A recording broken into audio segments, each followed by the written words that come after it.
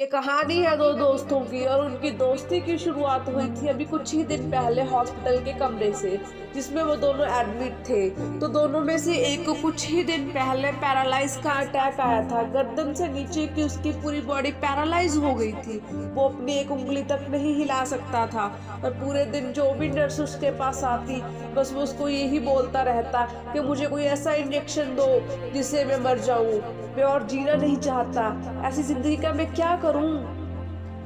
पर उसका जो दूसरा दोस्त था वो चल फिर सकता था और वो हर रोज सुबह खिड़की के पास जाकर खड़ा हो जाता था और अपने दोस्त को बताता कि उस खिड़की के बाहर क्या चल रहा है।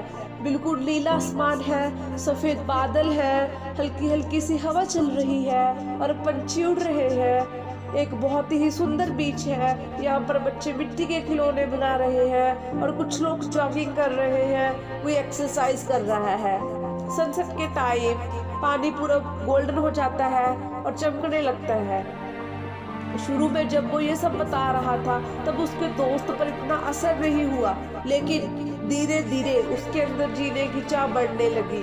अब वो सुबह का इंतजार करने लगा कि जल्दी से सुबह हो और मेरा दोस्त मुझे बताए कि आज वहाँ पर क्या हो रहा है।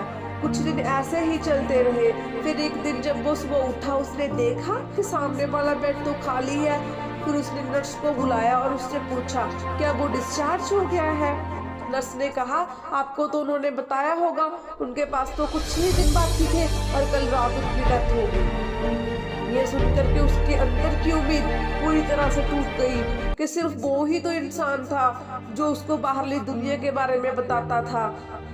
और वो सारा दिन रोता रहता और उसने जीने की चाहत बिल्कुल ही छोड़ दी।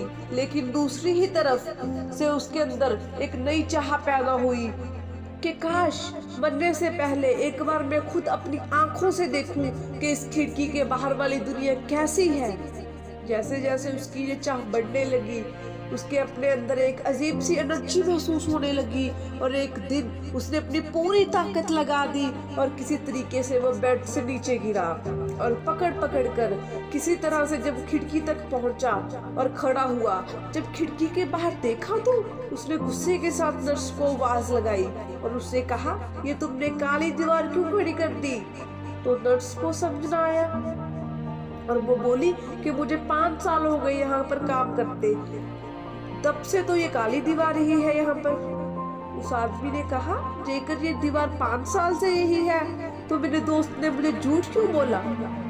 नर्स थोड़ा सा मुस्कुराई और बोली कि मैं ये तो नहीं जानती कि उसने आपसे झूठ क्यों बोला, मगर मैं इतना जरूर जानती हूँ कि जो भी कुछ उसने आपको कहा उसी की वजह से आप अभी अपने पैरों पर खड़े हैं। इस कहानी से आपको ये सीखने को मिलता है कि जो हमारे शब्द हैं जो हम अपने मुंह से बाहर निकालते हैं उसमें इतनी पावर होती है कि जिसकी कोई हद नहीं। वो किसी आदमी को गिरा भी सकते हैं और उसको उठा भी सकते हैं। ये आपके ऊपर है, आप अपनी इस पावर को यूज करते हो या फिर मिस यूज।